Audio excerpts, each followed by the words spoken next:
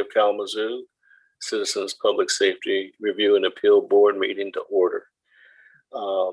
We will have the welcome and notice of closed caption by the staff. Absolutely. Good evening, everyone. Welcome to the July 13th Citizens Public Safety Review and Appeal Board meeting. Just a reminder that for public comment, please call 269-226-6573 and leave a voicemail message limited to 3 minutes. During citizen comments, your voicemail message will be played back for the good of the order. Thank you. Notice of closed caption. The City of Kalamazoo live streaming platforms, Facebook and YouTube, do not currently offer live closed caption. However, please note that public meetings are recorded and upon conclusion are made available with closed caption for the hearing impaired. Thank you. Roll call, please. Christopher Caldwell.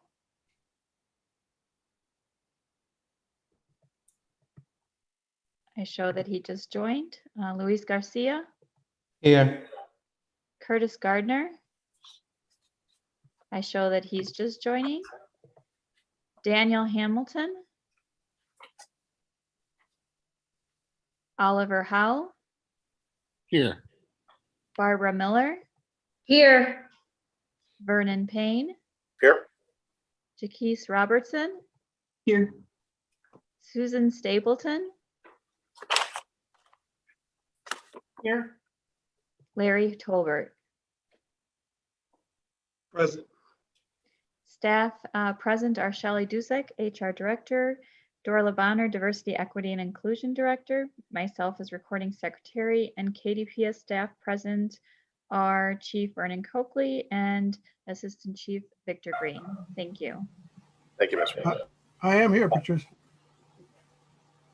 Curtis Gardner. Okay, thank you so much. Thank you, Ms. Vargas. If I'm not mistaken, this is Ms. Dusek's first meeting with us. It is.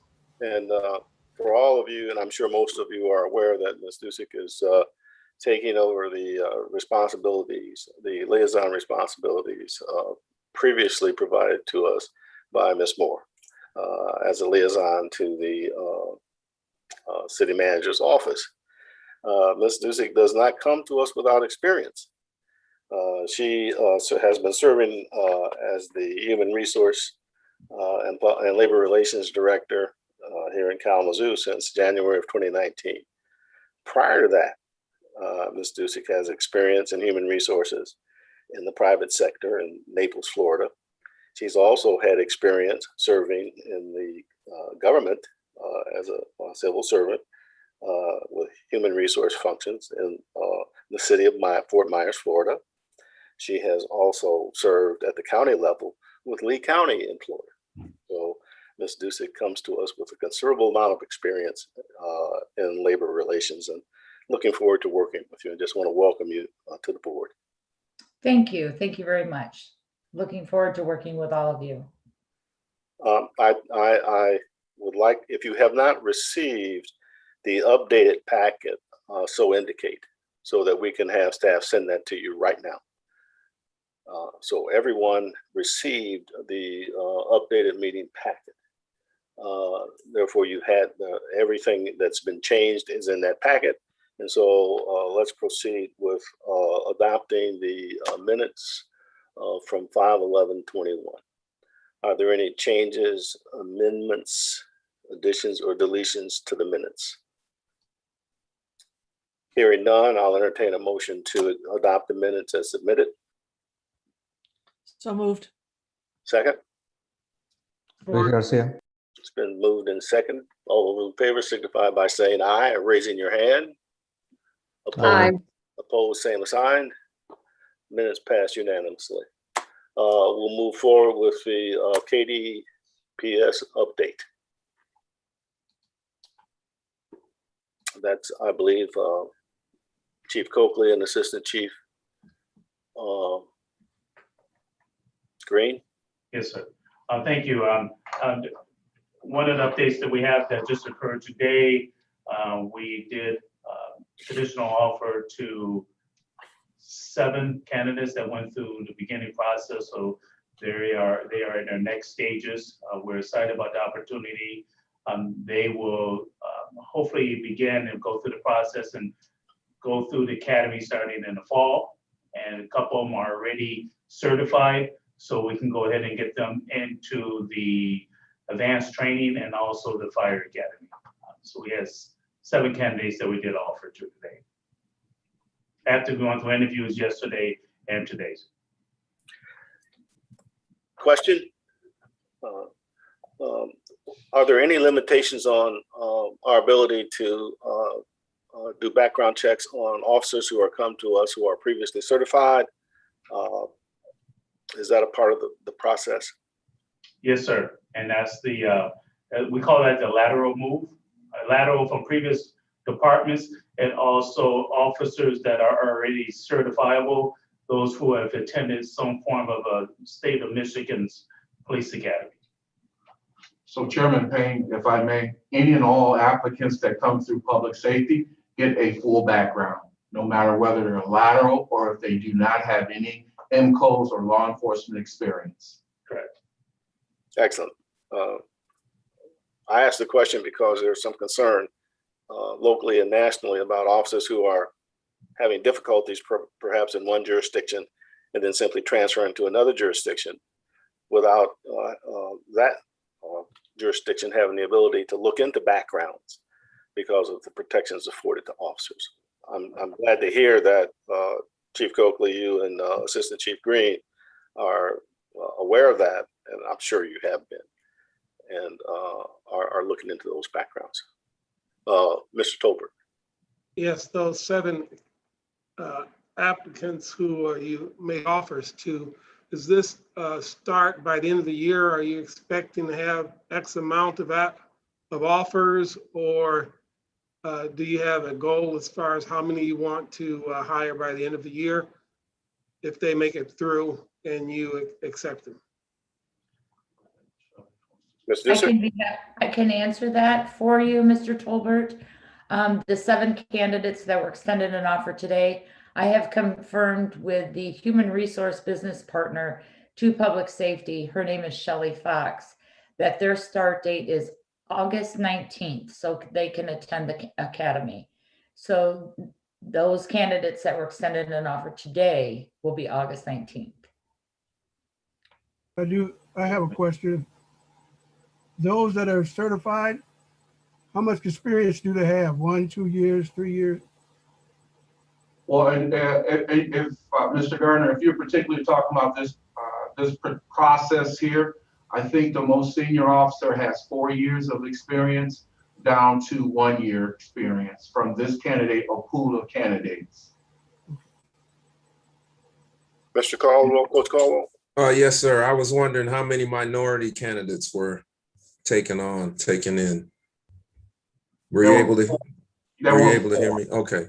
4 of the 7, Mr. Caldwell. Thank you, sir. Yes, sir.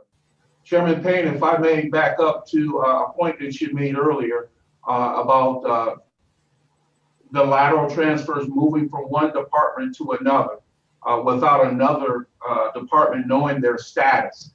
Here in the state of Michigan, MCOs now has a release form that each officer, once they separate from any department within the state of Michigan, there is a release form that has to be signed by that department on that particular officer candidate of why their separation occurred, whether it's in good standing, for instance, or in lieu of termination or under investigation, are a few of those listed boxes that are on that separation form. So any and all, to your point, any and all departments within the state of Michigan should follow that, and that form will be picked up by the hiring or the investigative department looking to hire that applicant.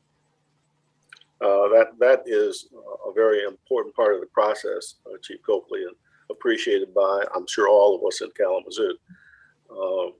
And so going forward, am I to understand that any union contract negotiations would not preclude our ability to do that? No, sir. That is an MCO standard.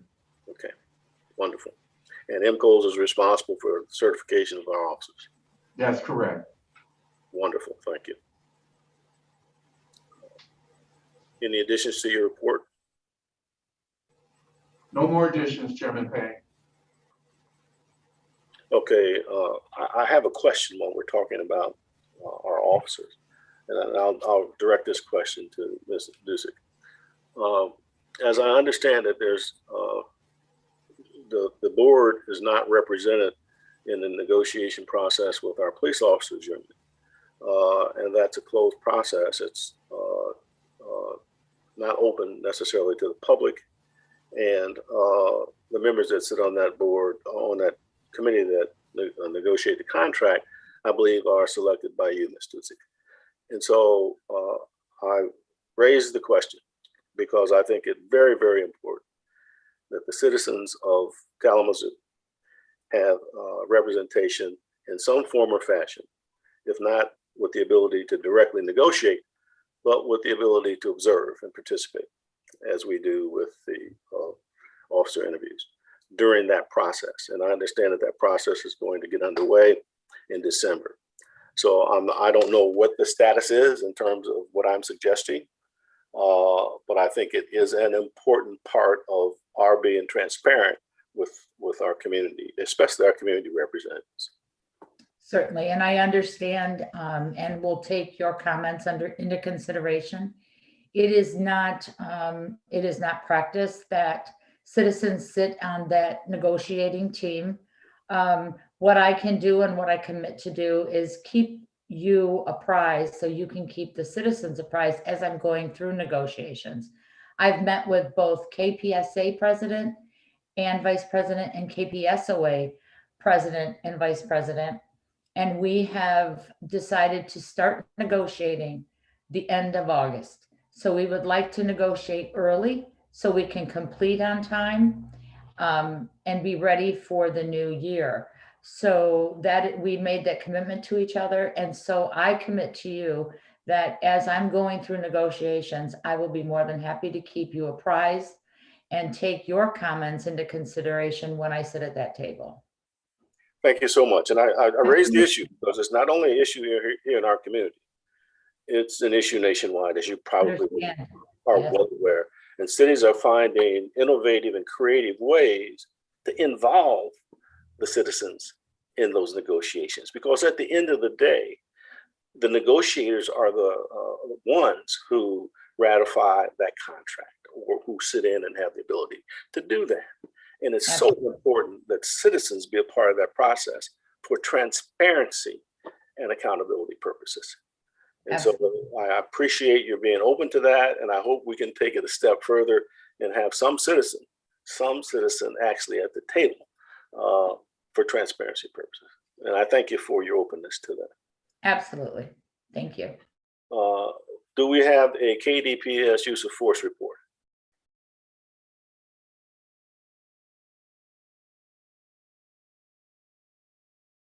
You do, and Chief Coakley, okay, I see Assistant Chief Green is taking control. Chief Coakley is not feeling well, so he mentioned to me that he may have to step out. Hi, I'm sorry about that. I had to grab the mouse, Chairman. Yes, we presented a draft to the chief, and what he asked for our team to do is to add some additional information. Our team is working on it, and what we can do is post it on the transparency page by early next week. We can also send a copy to every member of the board so they can review it. And in the meantime, when you receive it, if you have any specific questions on the report, we'd be happy to answer them at the next meeting. When you send that report, and thank you, Assistant Chief Coakley, for that and for getting that information to each individual board member. When you send the report, is it possible for you to pull out of our police policies and procedures manual the section that applies to and governs use of force and send that along to? I believe that'd be to be a published document. For transparency, yes, sir. Thank you. That would be very helpful for our board members to have. It's an interesting document that will add some depth and background for the use of force report. Okay. Agenda item 6, the activity tracker updates.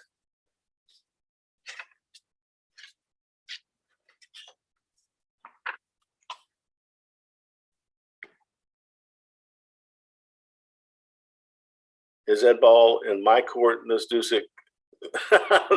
Ms. Bonner? I'm trying to find my mouse to hit unmute, sorry. Yes, sir, that is in your court. Thank you. Okay. In reviewing the tracker report, there's a couple of things that that stand out to me, and that's on item number 4. Develop partnerships for satellite locations and connecting resources. Hamilton, Robertson, Payne, and Gardner. And now Ms. Dusick is our staff person assigned to that. My understanding is that we are to provide you with a list of sites, locations, or individuals who might be trained to take in police complaints. And some staff at that point would be responsible for contacting those individuals and proceeding with some training for them in terms of taking reports. Am I looking at this the correct way? So I need clarification, and pardon me again, being new to this activity tracker. I'm learning as much as I'm trying to listen tonight, understand. So I guess my question is, am I to provide the training or the liaison for the city to provide that training? I don't think that has been decided. Okay, okay. I think one of the things that led us to think about having an intern or someone working with our board is to take on some of these ancillary kinds of assignments. Because all of our board members obviously work and have full-time jobs. And so we would need that support from the board in order to do that. But I'm sure that the subcommittee can come up with a list of locations that we feel should be able to have the ability to take the police complaints. Now, with that said, I think one of the first contacts that we will make will be with the Defender's Office, because as I understand it, the Defender's Office has wraparound services located in their building on another floor, perhaps. But if we could get those folks trained in the Defender's Office, that would be a wonderful start. Northside Community Development, Mount Zion Baptist Church, those types of places where we could have people trained to take that information in and to help our citizens. Since we're talking about the complaint process, I've been fortunate enough to provide my card, and thank you for providing those cards to us, those business cards to some folks, a lot of folks. And I bring this to your attention. We have people who reside in Kalamazoo citizens, who have policing issues and problems with the county or with the township. Yet they think that they should come to our board with those complaints.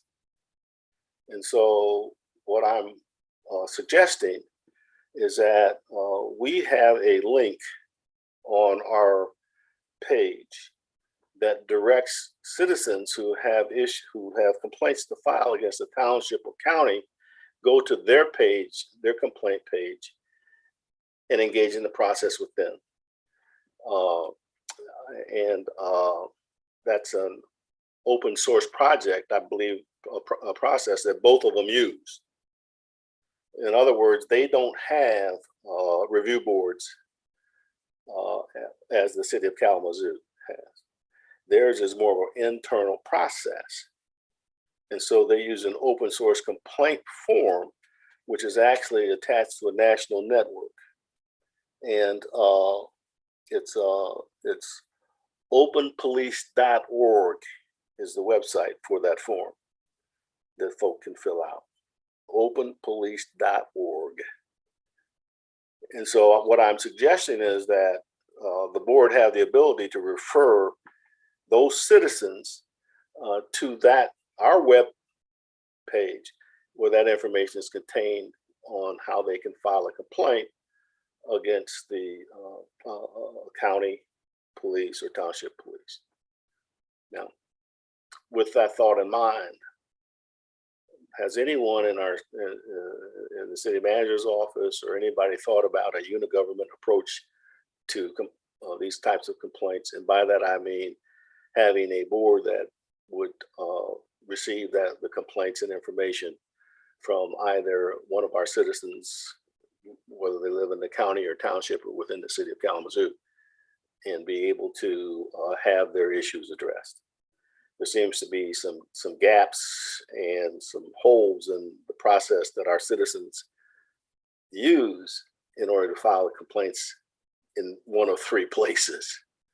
And so I think there needs to be a conversation, by whom I don't know, to look at that issue and to see what we can do to make it as convenient as possible for citizens to step forward and not have to go through all of that research and rigmarole to have their issue addressed. Does that make sense to you, Ms. Ducey? It does. And I would request, Chairman Payne, that you afford me some time to look into this so I can have discussions with City Manager's office, with the Chief and Assistant Chief Green, and I'll be happy to report back to you. Thank you so much. Absolutely. Thank you. So, Ms. Robertson, Mr. Hamilton, Mr. Gardner, I'll take it upon myself to send out some email messages to our subcommittee with some suggestions on different organizations that should be included in taking the complaints. You can send some information to me and I'll forward that on to Ms. Ducey. And that should, I think, take care of that assignment that we have, okay? The other issue on the tracker that stands out to me is the annual report. I have not seen anything related to an annual report up to this point that's being prepared to present to the citizens. So I don't know where we are on that. I have not a clue.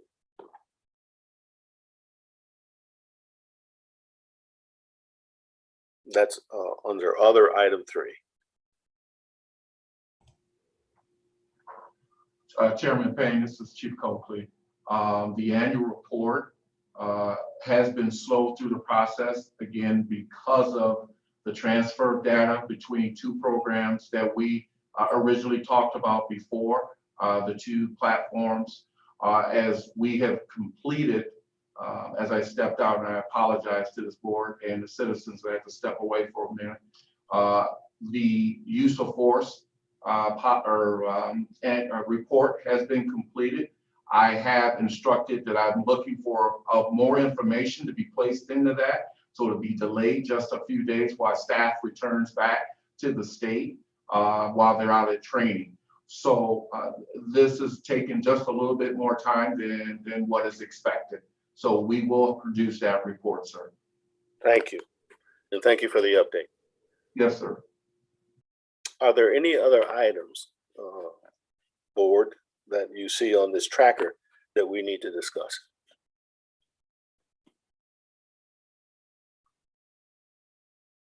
Okay. I would report, or I would ask Ms. Bonner to give you a quick update on where we are with OIR, and it's certainly good news. Good evening, everyone. Good to see you all. Yes, good news. We're nearing the end of our process.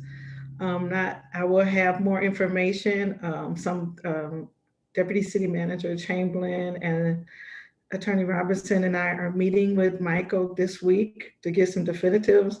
I have a meeting with Chairman Payne and Mr. Howell. I think that's this week too.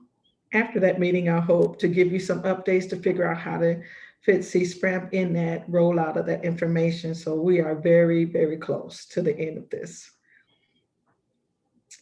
And that's my report.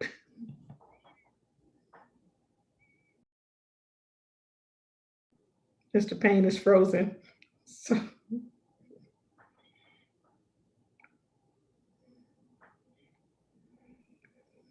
Can someone send him a text? Oh, we lost him. So I guess it's on you, Chairman Howell, Vice Chair Howell.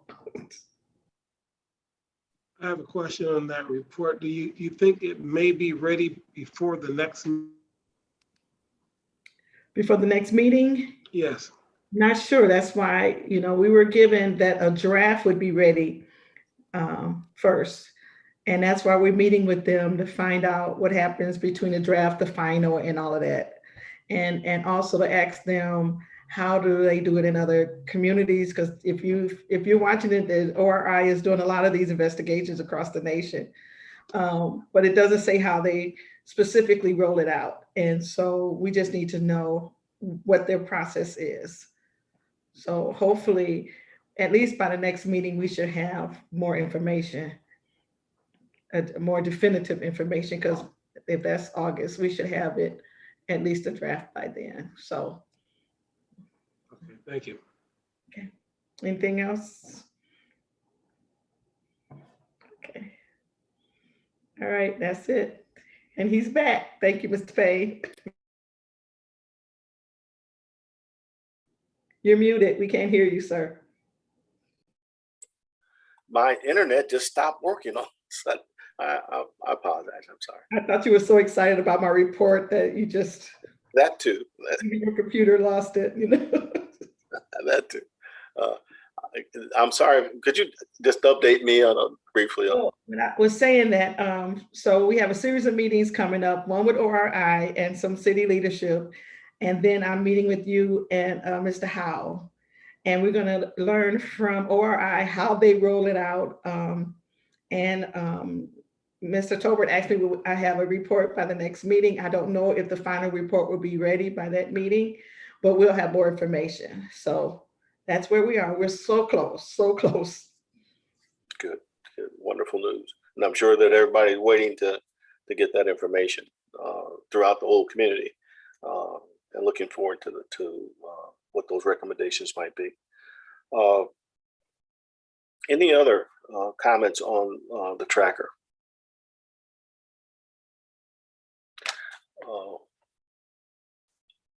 Board member comments.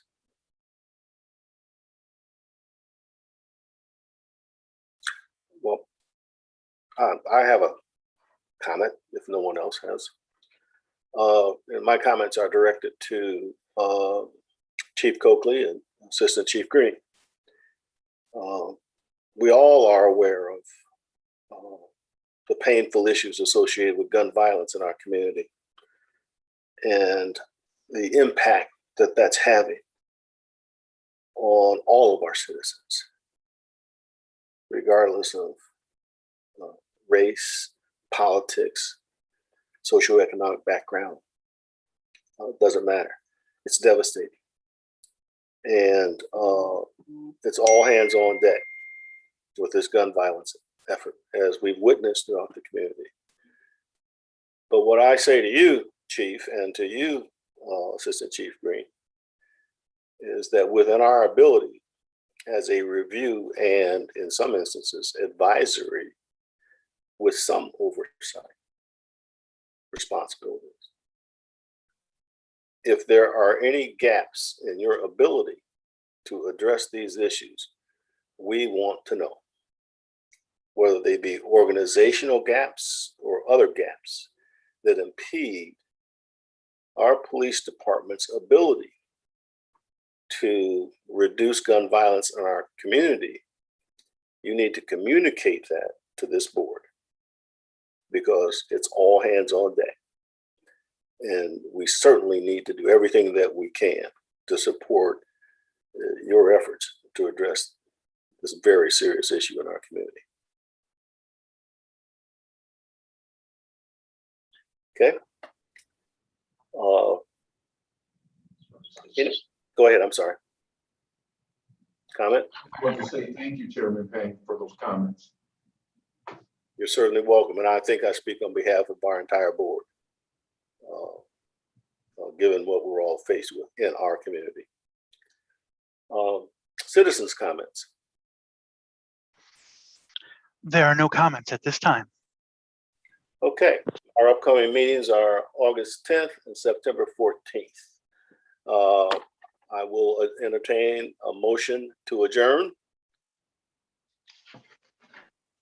I'll make the motion. Second, I'll second. we are adjourned, and I hate to leave this wonderful board, this meeting. So. Have a good month. Stay safe, you all. Thank you, Thank you. everyone. Good night. Thank Bye, you. everybody. Take care.